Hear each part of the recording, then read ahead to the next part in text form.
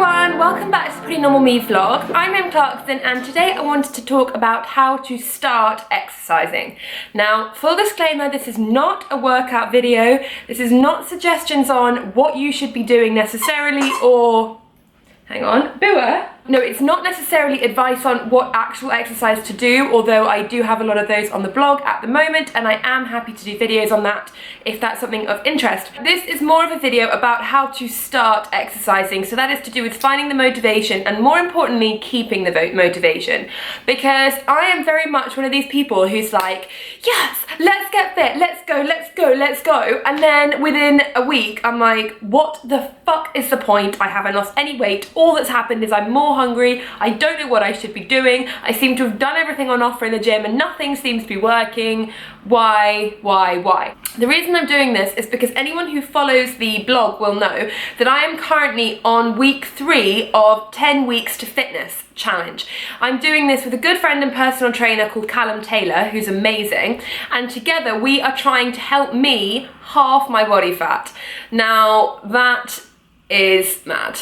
I'm not a fat person. I've been very honest in the vlog. I do have a puppy here, I don't know if she's in shot. I've been very honest in the blog about how much I weigh, but the results that were quite shocking and quite the incentive for me was that when I got on the body fat scales, which measure your percentage of body fat, I was actually 34%, which puts me in like quite an overweight category, and for someone my size is not great. It basically means that I've got no muscle and I'm way too flubbery, and basically I could have sorted out myself, but that was a huge wake-up call for me, so that is why I'm doing this. I also thought it might be helpful for anyone who was trying to stay healthy this January to kind of come along my journey with me, see what I learn and whatever. So you can follow that on the blog. But this video I wanted to do about getting fit and kind of keeping the motivation up to do that. So the things that I found to be incredibly helpful, and basically the reason I haven't given up yet, because normally by week 3 I'm like, yeah, done, see ya, sofa, popcorn, like bring it on. And I'm still now actually doing better than I was in the first week. So I kind of wanted to explain that marvelous miracle that has happened. So yo, let's go, let's get into it. Number 1 tip for getting motivated and basically how to exercise: find a friend. Now I know that sounds really silly, but I'd say at least for the first couple of weeks it's really important to find someone who is on your wavelength. I've got a great friend called Sophie and we started this together. She's actually away at the moment, so I kind of, it's great because she's gone on holiday and I'm getting really smug because I'm like, haha, I'm doing all of this without her, so when she gets back I can be like, la la la la, I did loads. So there's actually, like, even when they go away or can't make the commitments, there's actually loads of like good reasons to have a friend to do it with. So I will explain those. Sophie has less body fat than me and I think she weighs less than me as well. So I was actually really worried. I think that's quite a normal thing to be really nervous about working out with someone, because you think, oh my god, what if they're better than me, they're thinner than me, they're fitter than me, like I can't do it, blah blah blah blah. And that's really normal. I completely understand that. But actually I found working out with Sophie to be so useful. Like, we've made each other go, like when we're really tired and grumpy and like had a shitty day, we can't cancel because we've promised each other that we're on this mission. So if we make a plan to do it on Monday and then it gets to Monday night and I'm like, no, I have to go because she's beeping a horn outside my house like, hello, let's go. It means it can be fun, because when I go to the gym I get bored of shit. I'm like sitting on the mat like, why am I here? What am I doing?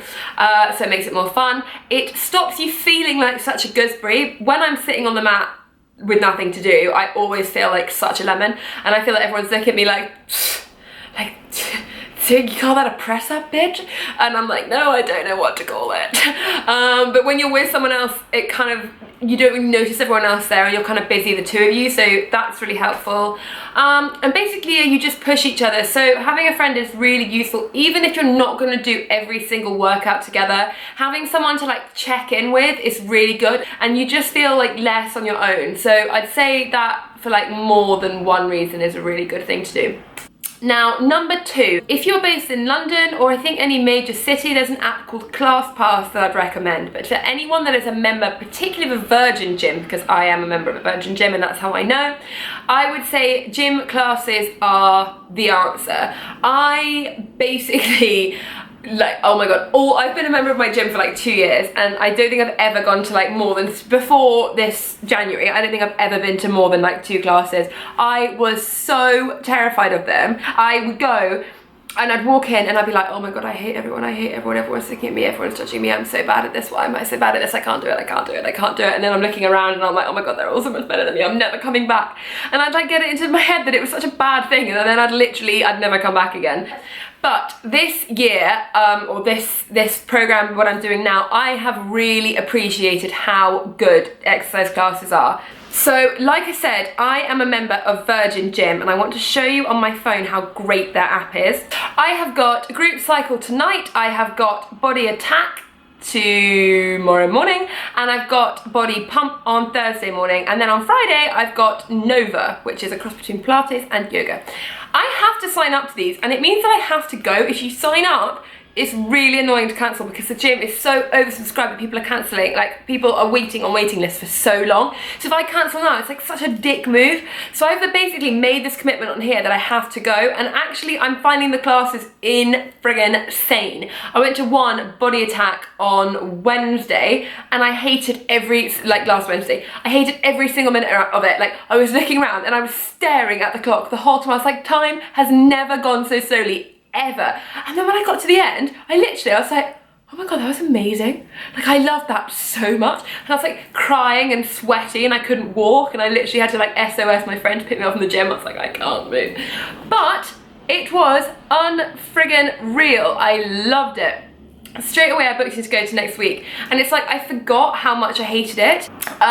So I think classes are a really good thing to do. If you're not a member of Virgin, I think just having a look in your area, using ClassPass, that kind of thing is really good. Once you make that commitment, you feel like you've really got to go, and it also ensures like the people teaching the classes, like personal trainers, they know what they're talking about. Like, when you go to the gym on your own, or when I go to the gym on my own, I'm so useless because I just can't, like, I don't know what to do, and I'll sit on the mat and sit on the mat and I just waste my time. Like, I don't get out of breath, I don't put my heart rate up enough, I just lie there basically reveling in the fact that I'm in the gym and kind of feeling like my presence is enough. My presence isn't enough, and that's why going to the classes is really good, because it's people who genuinely know what they're talking about guiding you. So I know they're scary, like I really appreciate that. I get so anxious when it's time for me to go to a class. Well, I did. When I first started, I was so nervous, and they always say at the beginning, like, is anyone new to the class? And it's always like, yeah, I am, and I hate being, and then everyone looks at you like, but I realised like within 1 week it's really good. So actually I really would recommend classes, and I know they can be expensive, but if you know where to look, they aren't, and they are available everywhere, and I definitely think they're the answer. Even if it's like a boot camp, it's just basically something that you can't give up on, being led by someone who knows what they're talking about. Like, that is what you need, I think. So that is a really big piece of advice. Now the next one, I'm going to put a link to this below, to the blog post that I wrote about it in. The thing that I have actually found to be incredible, and the thing that's really keeping me on track and keeping me fit, is something called the Polar Heart Rate Monitor. So anyone who is new to fitness, you won't know what this is, because I didn't know what this was, and that is a-okay. Now this thing, this is a phone, this isn't it, I put underneath my bosoms, underneath my sports bra, around my chest, with the little heart sensor sitting, funnily enough, on my heart, and I connect it via Bluetooth to my phone. The app is called Polar Beat and it's free, and this is what the app looks like. So basically you put your heart rate monitor on and you go into the gym. So yesterday I did a spinning class, so that is indoor biking. So you go into here and you select the option for what you're doing. So yesterday for me it was indoor cycling. You then start the training, you put your phone away and you don't think about it for the whole class. At the end of it, it tells you how long the session was, how far you travelled. It didn't apply because I was doing indoor cycling, but what my average heart rate was, how many calories I burnt, what my heart rate maximum was, and then fat burn percentage of calories. I don't know what that means, but I suspect it's a good thing when it's higher. And then it shows you, like this, a little diagram of what your heart rate did. Now, if you're in the gym or on a run and you are interested in watching your heart rate, oh my God, what is wrong with my eyes? They're like magnets for dirt. If you're interested in watching your heart rate and stuff and training that way, then you can have it open on the screen so that you can watch where your heart rate is. So obviously, like, grey means you're not active, blue means you're a bit active, I guess, green means you're working out, amber means you're struggling, and red means you're dying, basically. Not really dying, but like dying with how much exercise you're doing, like dying in a good way. You can actually go above red, and I do fear that that means death, but apparently Callum says it doesn't mean death, it means you're training really hard, so that's cool. So this is what it does when you are not in a class, when you're using your phone. You can have it up in front of you and you can see what your heart rate's doing, so you know that you want to be in the red zone or you want to be in the amber zone at least, so you do push yourself harder, which I find so useful. Like when I'm training with Callum, he puts it up in front of me on an iPad. Ow, my God, I'm really sorry about my eyes. He puts it up in front of me on an iPad, and then I'm running, and if I'm in a class with someone else, he connects us both to it, and then it's like competing. It's like who can get to 90%, which is in the red zone first, and then you're both like, I'm gonna get there first, I'm gonna get there first, and like, it's unreal. It doesn't sound like much fun, but it is really good. It just means basically you have to keep an eye on your workout. And I'm not a huge believer in calorie counting, but I do find that to be really, really useful, like having access to how many calories you've burnt. So that is great. But then you get to the end of your session, you can basically just like see how you did. So I've got like the last couple of weeks I did a cycle, which told me exactly the distance and the route, which was so useful. And then I've had 1, 2, 3, 4 strength trainings and 1 indoor cycling in the last like 10 days. And I basically feel like I can't lie to that app, because I love when I get to the end and I click like workout finished, and then it comes up and it's like, do you want to save your workout? I'm like, fuck yes, I want to save my workout. And then I kind of look at it for the rest of the day. When I'm eating like a huge slab of cake or something, I'm like, I'm just gonna get my phone out and look at how hard I worked out earlier, and this is all fine. So I love that. I basically have got to the point of obsession where I'm like, a workout doesn't count if I'm not wearing my heart rate monitor. So it's a really like fun thing for me, and it's like a game with myself, and I kind of get like conscious when I'm in the class, like yesterday on the bike, and I was really tired, and I was like, what is my heart rate monitor gonna say? Like, I want it to say that I did really friggin' well. So I pushed myself harder because I'm wearing that, and I think that's a really, really, really useful incentive to like track your progress. They are quite expensive, at like £59 I think, but I swear to God, this thing, like I credit with how I'm getting fit. Like I really, really love it. Now, my next suggestion, you can take this or leave this. This is down to personal preference. If you do have a problem with food or a history of disordered eating, or you know that you're a bit obsessive about this sort of thing, then perhaps this isn't the best idea. I think this is a very, very personal choice. For me, I don't want to lose weight, so this has never been about the number on the scales. 10 stone 7, 10 stone 12, 12 stone 4, 16 stone 2, I don't care. That's never bothered me. The thing that does bother me is what my insides are saying. So when Callum was telling me my weight on our introduction session, I was like, dude, give a shit, like I don't care. But when he was telling me my fat percentage, I did give a shit, because it was like, oh Lord, like that is not a healthy body. And we tested my lungs and they weren't big enough, which means I'm not fit enough. My heart rate was too high, and I just realized like I don't care at all about how I look. I think this is not what that is about, but what this is about for me, like what is happening inside for me. And I found that to be really stressy, and it slightly panics me, but in a really good way, because I realised, you know, I'm 22, it's great that I know this now, it's great to grow my lungs now, slow my heart rate down, get a bit fitter, like it's a great opportunity for me to fix that. So I found that to be really, really, really useful. I would advise you to go and find a trainer or find someone who could test you, test your body fat, test all of that, so that you know kind of what you're dealing with.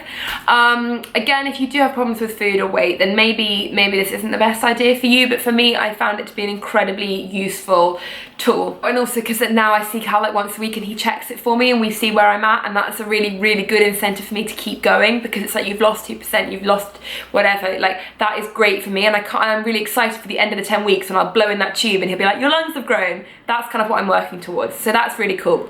My final suggestion, and this is friggin' obvious, but guys, you've got to do what you love. At the end of the day, I was thinking this on the bike yesterday when I was like sweating out my eyeballs. You're only here once and you've got to do what you love. Like, if you absolutely hate cycling, don't go cycling. If you absolutely hate running, don't go running. We are so lucky now that there are hundreds and thousands of classes and machines and options and everything for us. We don't need to do things that we don't like. So there's literally no point. What you need to do is something that makes you happy and something that makes you feel confident. So whether that be pole dancing, tap dancing, yoga, Pilates, rowing, I don't care. Just find something that you are excited about. You can try loads of things and eventually you'll find something that you love, and that's what you've got to stick with. It's got to be fun, it's got to be something that you are excited about and you are positive for, because at the end of the day, you're doing this for you and for nobody else. So it's got to be something that you can get really, really, really excited about.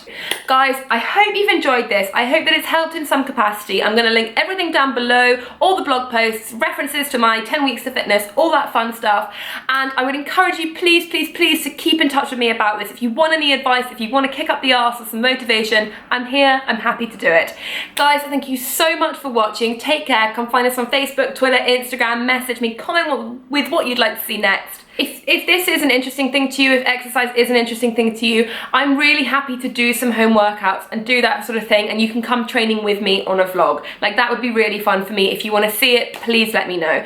Otherwise, just comment down below, please be nice, please give the video a thumbs up, please subscribe, and I will see you on Sunday with a new video. Big love, guys. Thank you.